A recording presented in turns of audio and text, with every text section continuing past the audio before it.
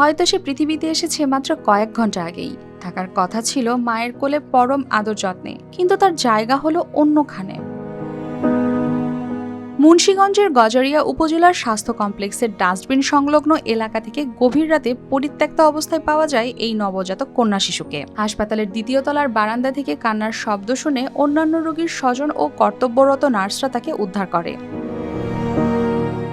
জানা যায় শিশুটির জন্ম হয়েছে অল্প কিছুক্ষণ আগেই, তবে ওই হাসপাতালে নয়। উদ্ধারের সময় শিশুটি প্রচণ্ড ক্ষুধার্ত ছিল। বর্তমানে তাকে হাসপাতালের তত্ত্বাবধানে চিকিৎসা ও পর্যবেক্ষণে রাখা হয়েছে।